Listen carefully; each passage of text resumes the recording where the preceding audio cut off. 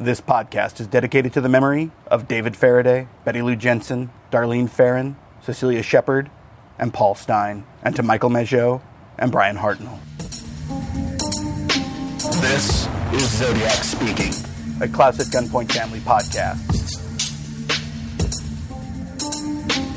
I'm your host, Chris Garcia.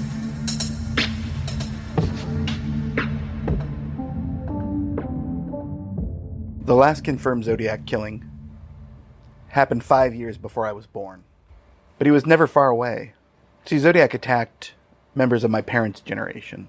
And maybe it was an inheritance, like an old family recipe book that came down to me. This fear of something we didn't know, someone we couldn't spot. For even if we saw him, we wouldn't know it was him.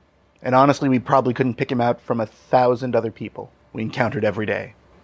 Zodiac was a presence in the Bay Area for 50 years now. It's never really gone away.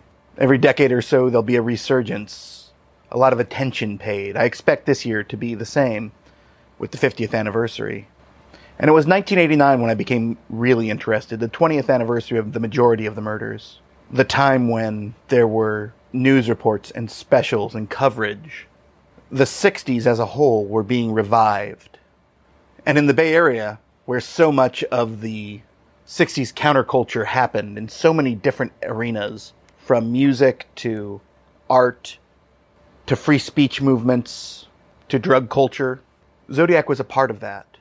And what I'm going to do with the podcast is slightly different than when most people approach Zodiac. Yes, it's going to be a deep dive, but it's not going to be about solving the case. Yeah, it'll be a little bit about the suspects, but it'll be far more about the times.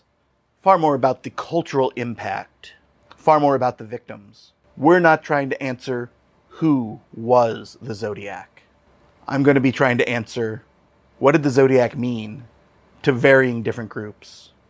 In many ways, I don't expect this to stand as a record of Zodiac, but more as an examination of why Zodiac matters today still, and what the impact has been, and how Zodiac helped lead to the resurgence of true crime. Because in case you didn't know, true crime was gigantic in the Victorian era, another resurgence in the 20s. But it was after Zodiac that we got this whole new world of true crime. And one thing that will always, always, always be true. And the day I forget to do this is the day I stop doing the podcast. It will always be an examination of the victims. The human beings whose lives were taken. The families whose worlds were torn apart by these murders. And I hope you'll stick around, because the way I'm going to look at it is going to be very personal. I'll look at the crimes. I'll look at what happened. I'll look at the conjecture, some of the conspiracy theories, and some of the suspects. But what I'm more interested in, and what I hope ultimately this podcast will stand for, is learning the experience of the victims and somehow never letting them be forgotten.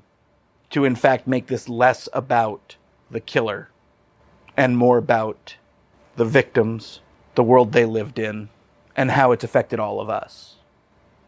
I hope you'll subscribe. Apple Podcasts, Stitcher, Google Play, wherever. Leave a rating and a review would be great. If you want to write in, go ahead. It's journeyplanet@gmail.com. Feel free to send questions, commentary, leads. If you're interested in doing an interview, that's the best way to get through to me.